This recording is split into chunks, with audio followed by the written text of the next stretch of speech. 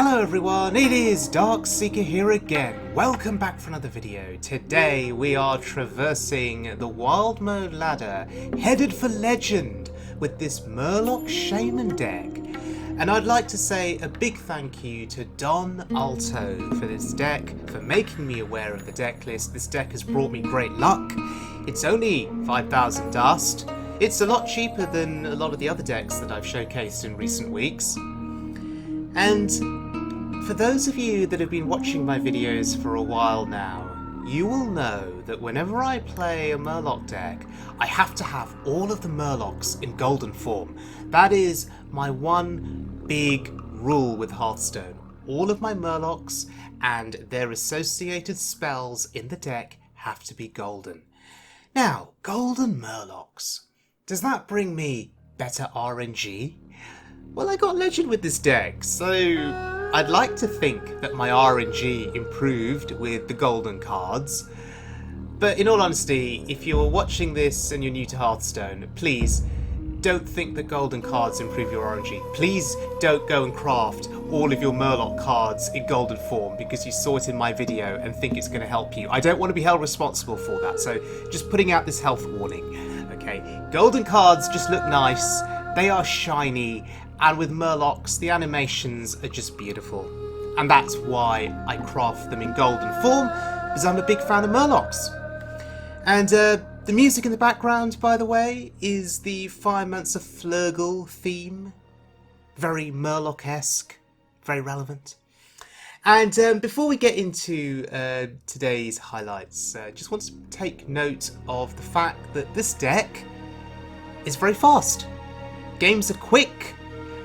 You know if you're going to win or lose within the first few turns. And if you are grinding to Legend, that's a great thing. Okay, let's have a look at our first game. And we are going up against a Quest Rogue. What is it about Quest Rogue? Seem to be seeing more of them on the ladder in recent weeks. There's a little bit of a resurgence. What makes Quest Rogue so good? I know that they can complete that quest very, very quickly. So I think here the strategy is to outpressure them. To basically go as wide as we can on the board before the quest gets completed and before they can get those big minions down. We need to go wide, put them under a lot of pressure and just finish the game as quickly as possible. And looking at how things are going here, I think we are well on our way to succeeding. We have a buff there. No Fin can stop us. I think that's what it was called. And we have the War Leader with the plus attack buff. Okay, smart plays here by the opponent. Oh wow! Actually being able to clear a big chunk of my board. Oh, hello. Flurgl. Well then. Goodbye, opponent's board. Just like that. And I want the War Leader out because I want to cash in a little bit of extra damage to the face. Depending on what... Oh, okay. I was going to say, depending on what survives on the board, we'd buff the board next turn, but clearly no need. Okay. This next little highlight, it's a mage. We managed to pop the ice block on their turn 6. Now, there is one thing that you really do dread at this juncture. And it is Mozaki. Because they can kill you from this spot. And as you can see from the cards that they've played, you can see them on the left hand side. They'd used 2 Frost Novas in this game to keep stalling. So I possibly could have killed them before their turn 6. But they were able to stall. And as we see the spells get played, you start to think, should I just concede now? Am I just dead? That's 8 to the face, down to 22. Continuing to play those spells. Continuing to freeze my board. Oh! They ran out of damage. Fantastic. Okay, so we can beat Murloc Mage. Very nice.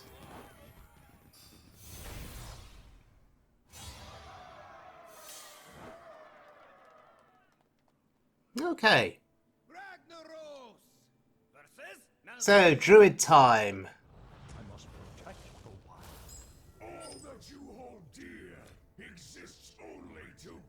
So, we are thinking of celestial alignment in this game. Is that what we're afraid of, potentially? So, I'm going to keep these 3 2-drops. And I was going to hope I'd get a 1-drop. Clearly not. But that's okay. Oh, thank you very much for the mana crystals. That's so generous of you. Okay, well, next turn we can play 2 Murlocs. That's big time board presence. And that's not the 1-drop I was hoping for. So this is fine. This is absolutely fine. Okay, a 2-drop. I'll take it. Next turn, we've got 2 2-drops we can play quite comfortably. We'll draw 2 Murlocs to hand, which is awesome. So they Biology Project on that turn and didn't have anything they could do with that 4 mana on this turn. That's a bit weird. That feels like a misplay to me. Surely you only Biology Project if there's something you can do the following turn with that extra mana. Underbelly Angler, by the way, one of my favourite cards in the game. The value is insane. Yeah, the value is insane. And concede, of course. They could not face up to the Angler.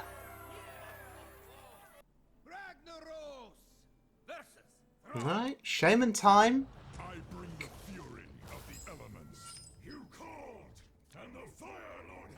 The Fire Lord has answered. I love this Ragnaros hero. The emotes, just beautiful.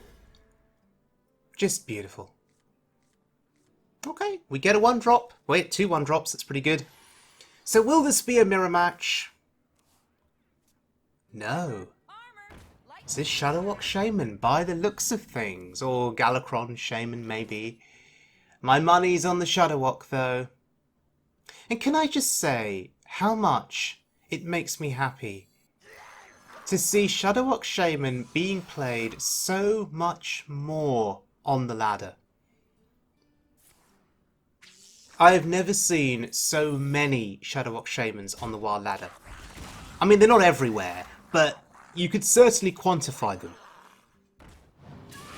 If I spend 2 or 3 hours playing Hearthstone on the wild ladder at this diamond rank, I will run into a handful of Shadowwalk Shamans. That's been my experience, and that's a wonderful thing. Because you all know that I am obsessed with the Shadowwalk. So looking at the deck composition, because we didn't talk about this earlier on. This deck runs Crab Rider, and I know some people don't like Crab Rider. However, I think it's really good against aggressive opponents. It's done a lot of work for me, climbing the ladder.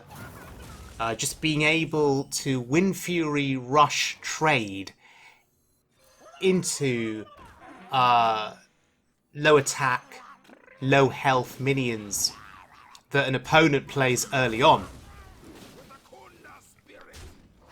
I just think it's really good. So I'm a big fan of Crab Rider, if drawn early, to be able to get value trades. And to just let you keep board presence, basically, against a aggressive opponent. I think that's so important. Obviously, there are matchups where it's bad, but...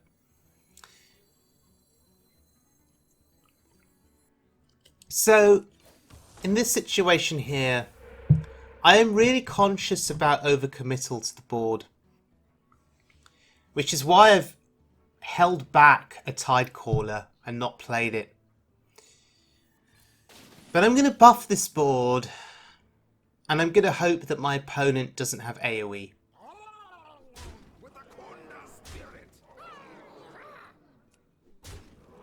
If they have AoE, that's unfortunate. But we can then refill the board with that Tidecaller with Murloc. Oh, no AoE. I was expecting a big board clear. Is that worse, though? Getting full health again? Okay. Murloc. Only 5 damage. It's a little bit disappointing. That Reno Jackson with 6 health.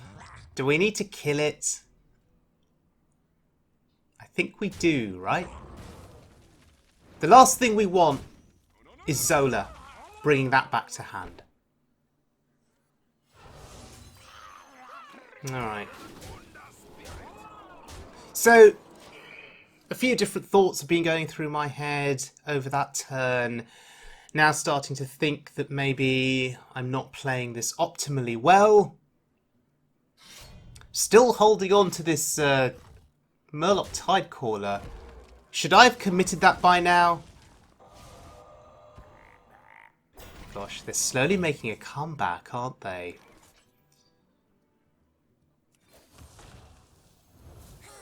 Right, what do we get here from Finley? Demon Claws, Dagger Mastery. Demon Claws cost 1, I guess that's fine.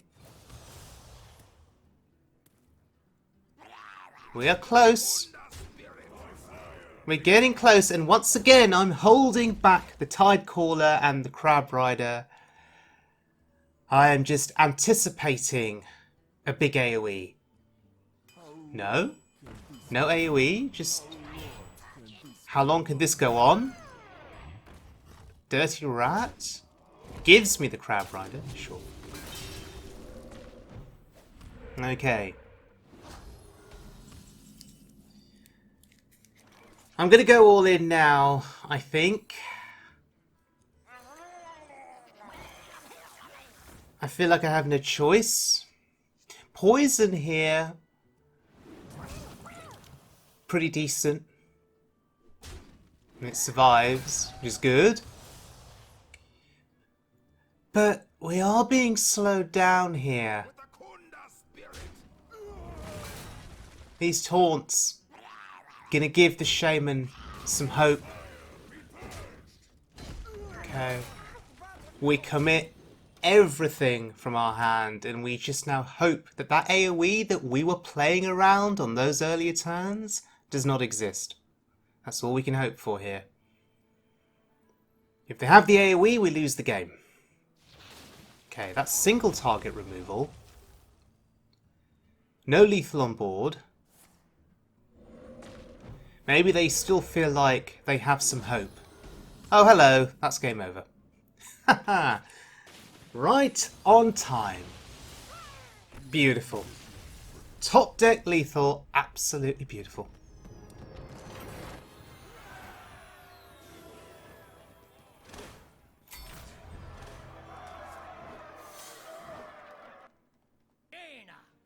Alright.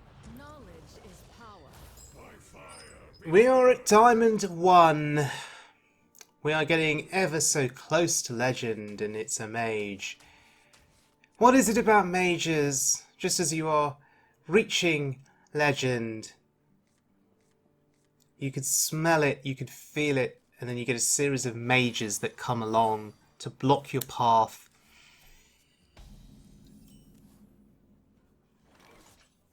What would I prefer, though? Would I prefer Secrets Mage or Mozaki Mage? Or Quest Mage? What would I prefer is the question.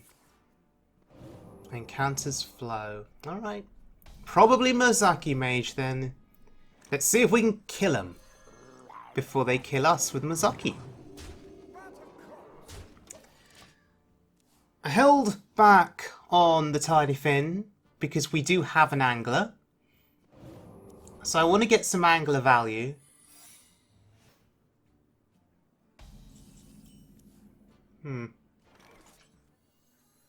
Do we have to test for Flame Wards?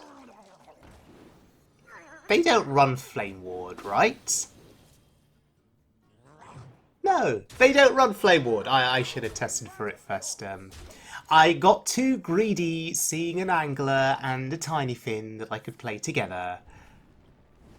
Goodbye, Tiny Fin. It was nice knowing you. So, double buff. Push the damage. Is it lethal? I mean, that's probably Ice Block. War Leader. Well, that definitely pops the block, for sure. Have I ordered this well? Have I misordered this? I don't know. Oh well. We've popped the block. And we're heading into their turn 5. I think we win the game. Right? Muzaki can't get us from here, surely. Another ice block? Maybe?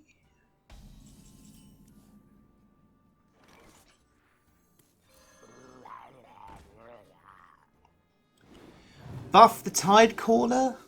Put it out of Flame Ward range? Put everything out of Flame Ward range?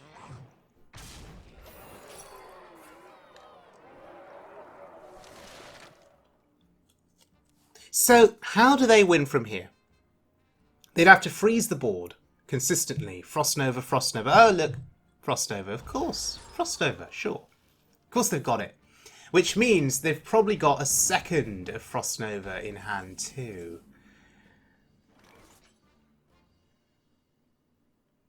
So, just going to hold off. I want to leave a space on the board. Just in case I need the space to play something a bit later. Particularly if they freeze the board again.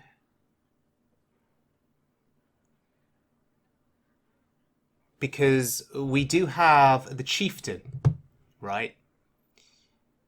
And the Chieftain can do 2 burst damage. So we want a space on the board for that if we draw it. Sorcerer's Apprentice, whenever you see that, you tend to think it's all over. Either they'll have a Flame Waker or a Mizaki or something stupid to combo it with. But here, they are just using the Apprentice to freeze the board. Well, that's a Frostbolt that should have hit my face and didn't hit my face. We've seen Ice Lancers expended, which should have hit my face. And because they didn't hit my face, I guess they were never going to have enough damage to see the game out. Fantastic.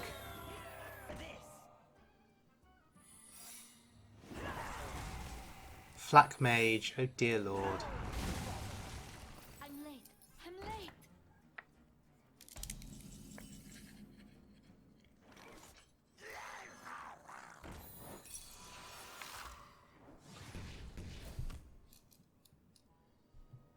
late. Alright. So, War Leader. Is it Ice Block? It's not! Ha! Get wrecked, sir. Get absolutely wrecked.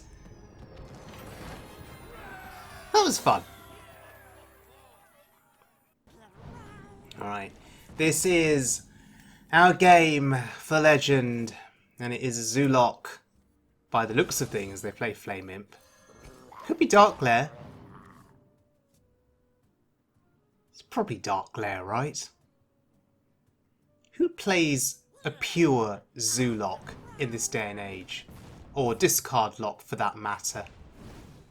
Oh, it is Discard Lock. Happy days.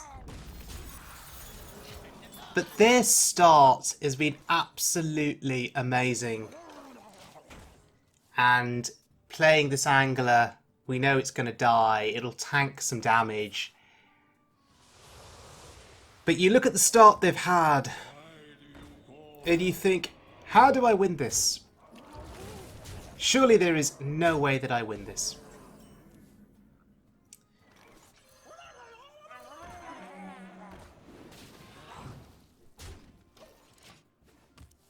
Okay, so Our board is going to get decimated. Our opponent is going to be smart. They're not going to leave anything alive. And if they don't leave anything alive, we can't buff the board. Okay. So, what do we do? Do we just look for resources here, see what we get? Oh, we get a 1-drop. Lovely. Can you feel the comeback potential here? Our stats don't quite measure up just yet. But can you feel the comeback potential? They need to trade into the angler, so they'll lose a minion. Or not. Oh, bloody hell. Oh, God. Our underbelly angler got fisted by the warlock. Oh, dear Lord. Well, at 1 health, Flurgl Toxfin, my favourite combo in Hearthstone. Goodbye, board. Oh, 2 health. Okay, so another Doomguard will kill us. Soulfire will kill us. There are things that kill us, basically, in that deck still. Although they played nothing on that turn. That feels a bit weird. Because now all of a sudden, do we have any kind of lethal? I don't know. Murloc? 3, 4, 5. Murloc is not lethal. War Leader adds what? 2 attack. Oh, okay, we can play both of these together. How silly of me not to notice. Well, that's what happens when you go for Legend. You stop being able to do math. But there we go. Coming back from 1 health. With the Flurgl Toxfin Miracle combo. Beautiful. Absolutely beautiful.